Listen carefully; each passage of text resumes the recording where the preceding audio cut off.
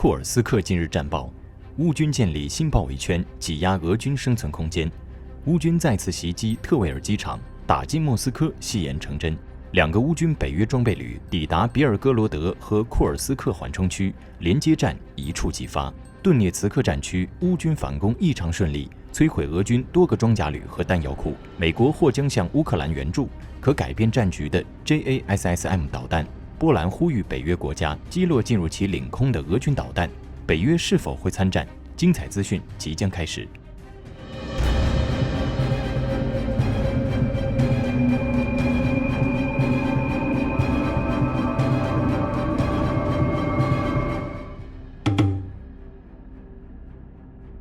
在苏贾方向，乌军取得突破性进展，几乎控制了整个科诺佩尔卡村，并正向其东部推进。同时，根据战报地图显示，乌军还切断了普什卡诺和农学村的俄军退路，对主干道路进行了火力控制，其大概率是要在马蒂诺夫卡附近建立新的包围口袋。而科诺佩尔卡村的残余俄军不得不从东部穿过田野撤逃。在苏贾东南方向，俄罗斯宣传员一直在说乌军被推回布尔基村，但自8月28号以来，据卫星图像显示，乌俄双方的交战火力一直在向东部移动。如8月28号，交火地点在斯帕尔诺村；8月31号在克鲁佩茨村和卡梅什诺耶村。而如今，双方的交火地点已彻底定在了卡梅什诺耶村，俄宣传员的谎言被彻底戳破。在科列涅沃方向，俄第810海军陆战队驾驶步兵战车在亚历山德罗夫卡村同乌军展开交火，目前战斗仍在继续当中。最后，在关键的塞姆河沿岸，乌军特种部队已经使用无人机，海马斯看住了塞姆河以及经科列涅沃向北的通道。接下来，乌军将开始挤压包围圈中的俄军。值得关注的是，在库尔斯克战场，乌军用上了越来越多的北约武器，如乌军特种部队已开始使用英式的硫磺反坦克导弹攻击俄军阵地。也有消息称，乌军开始在库尔斯克使用携带铝热机关的无人机消灭躲在树林中的俄军。此外，泽连斯基也在接受采访时披露了乌军在库尔斯克行动的规划。据他所说，乌克兰计划保留库尔斯克州领土，直至普京愿意谈判。与此同时，9月3号凌晨，乌军无人机再次袭击了距离前线约560公里的俄罗斯特维尔州。据诺尔报告报道，当地的米加洛沃军用机场传来了密集的爆炸声，疑似俄防空系统与乌军无人机的交火，目前战损尚不清楚。而这也是近2日来乌军第2次大规模袭击特维尔州。对此，乌克兰战略工业部长奥列克桑德尔·卡米申表示，乌军如今已经拥有能够飞行至俄罗斯腹地1500公里的无人机和导弹。乌军对莫斯科的攻击正越发频繁，影响也在不断加剧。打到莫斯科这句戏言也已在乌军无人机上得到了验证。另一方面，由英国、丹麦、波兰、捷克提供全部装备的2个乌军北约装备旅抵达别尔哥罗德和库尔斯克接壤的区域，乌军是否能打通别尔哥罗德和库尔斯克缓冲区的联系备受关注。而俄罗斯方面，其国防部9月3号凌晨紧急表示，正在2州缓冲区附近部署更多的防空系统和部队，以阻止乌军步伐。接下来是乌克兰战场。9月3号，俄军加大在弗勒达的前势攻势。据乌军72旅报告显示，俄军昨天疯狂使用 FAB-500轰炸该村。同时，据俄军事博主称，2支俄装甲纵队已沿着5公里宽的战线，从帕夫利夫卡向普雷什蒂夫卡推进约4公里深。目前，乌俄双方正在普雷什蒂夫卡村中部和该村东部的田野交战。在另一个方向，俄军进展不大，依旧在沃迪亚内河附近活动。往北一点，俄第238炮兵旅正对科斯加特尼夫卡附近的乌军阵地开火，企图打开乌军防线。在马林卡前线，俄方消息称，俄军第5和第110摩托化步枪旅在昨日战斗中对克拉斯诺霍里夫卡附近的乌军展开机械化攻势，并成功夺取了该地区防风林。而乌方则发布了在库拉霍沃方向驻守的乌军成功击退了俄军进攻的视频。在红军村前线，可能由于谢尔斯基亲临前线指挥，乌军反攻异常顺利。如在谢里杜河郊区，就有4个俄军装甲突击队被摧毁。同时，乌军海马斯还打击了驻扎在诺沃塞利夫卡佩尔沙的俄军第120炮兵旅的弹药仓库，造成数量不明的俄军龙卷风 U 装甲车、152毫米2A36型加农炮以及30枚2K25型制导导弹被摧毁。据一名乌军事观察员表示，俄军目前距离红军村约8公里左右，而俄军除了在哈列茨尼夫卡西南部略有推进外，目前正组建由3到6名士兵组成的俄军侦察小队，对红军村方向的乌军阵地进行侦察，为接下来的行动做好情报工作。据传，由于俄军在红军村方向的推进速度过快，导致战线被拉长，加上乌军具备地形优势，俄军突出部的大约3万人兵力损失惨重，就连突出部之外的4到5个摩步旅预备队也处于未满员状态。与此同时，在托列茨克和恰索夫亚尔，其战线基本没有变化，但双方也展开了数十次的交锋，如在纽约村、涅利皮夫卡和托列茨克附近的阵地，双方进行了14次交战。截至报道，纽约村地区的战斗仍在继续。恰索夫亚尔，乌军第24独立机械化旅击退俄军进攻，且据 ISW 援引乌克兰报告显示，俄军在该方向攻击力度大幅下降，不仅每次攻击只是2到8人的小队，投掷的滑翔炸弹也大幅减少。据乌方估计，其炮火优势已下降为2比1。其他战线消息，乌军用海马斯导弹又摧毁了一套俄军的 S-300防空系统，其 96L6 雷达和发射器被全部击坏。第46独立空中机动旅也数次击退俄军进攻。总之，俄军不计代价人海冲锋，以致使其资源愈发匮乏，也没有足够兵力将乌军赶出库尔斯克。俄罗斯所面临的压力正越来越大。9月3号，乌俄军队继续在沃夫昌斯克进行阵地战，双方互有伤亡，但战线并无变化。倒是在赫里伯克，俄第11坦克团的一个工程部队已抵达该村附近的俄军阵地，并对其进行加固。至于哈尔科夫的森林火灾，据悉已蔓延至顿内茨克地区的部分地区。据当地居民的影片显示，其火势已经失控。与哈尔科夫邻近的波尔塔瓦州，据泽连斯基和希尔斯基的报告显示，9月3号，俄军动用2枚伊斯坎德尔 M 弹道导弹击中了波尔塔瓦市一家军事教育机构和附近的民用基础设施，部分建筑被摧毁，且袭击造成至少51人死亡，至少271人受伤。泽连斯基再次呼吁盟友向其提供更多的防空武器系统，并取消对乌军远程打击俄纵深目标的限制。乌克兰外交部长德米特罗·库列巴也在9月3号接受采访时表示，我们需要更多的爱国者和 SAMPT 防空系统来拦截俄军的弹道导弹。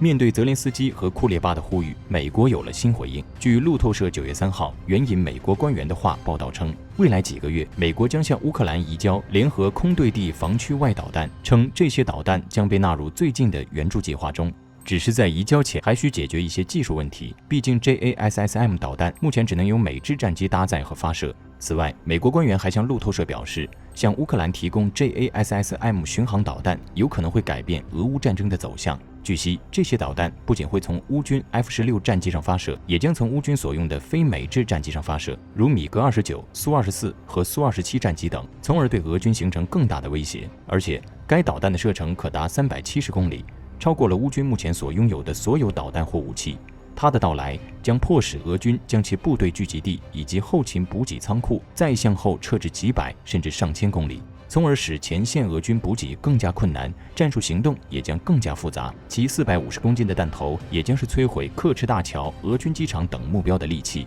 目前，美国对几个月后交付尚未做出最终决定，也不清楚是否会加以限制，但其确确实实正对这些导弹进行技术升级。一旦移交导弹，乌克兰与美国沟通的打击目标清单将不再是梦。此外，荷兰也送了新一批援助。据 RBC 报道，荷兰新首相迪克绍夫突然访问了乌克兰，甚至与泽连斯基一起于9月2号抵达扎波罗热前线进行了视察。随后，迪克绍夫便宣布了一项价值2亿欧元的新援助计划。据悉，这笔资金将用以保护和恢复乌克兰的能源基础设施。此外，荷兰还将为乌克兰提供人道主义的支持，以及其重申了提供给乌克兰的 F-16战机没有任何使用限制，乌军可以根据自己的需要飞入俄罗斯领土作战。另一方面，据英国《金融时报》报道，波兰外交部长拉德克希克尔斯基呼吁北约国家击落进入其领空的俄军导弹。其甚至强调，同乌克兰接壤的国家有义务在俄军导弹进入领空之前就将其打掉。他表示，加入北约并不等同于免除一个国家保护其领空的责任，此言也被外界视为对北约方面的施压。稍早时候，俄军的无人机和导弹曾多次经由附近的北约国家打向了乌克兰，北约方面却很少将其击落。但现在，波兰率先打破了这一沉默，而一旦俄军导弹在进入领空前就被击落，这就意味着北约在主动帮助乌克兰防御，北约介入乌俄战争又将迈进一大步。目前，莫斯科方面尚未回应此事，但预计不久将再度警告波兰。据以色列时报9月3日报道，以色列国防军陆军司令塔米尔·亚代因个人原因提出辞职。该国总参谋长哈德维和国防部长加兰特已经批准了他的辞职申请，预计亚代将在未来几周正式卸任。以色列媒体表示，亚代于1988年开始服役，作为一名普通士兵，一步步晋升为以军戈兰旅旅长，后又担任后方司令部司令、中央司令部司令，最后担任陆军司令。他在以军内部备受尊敬，原本被认为是以军副总参谋长之位的有力候选人，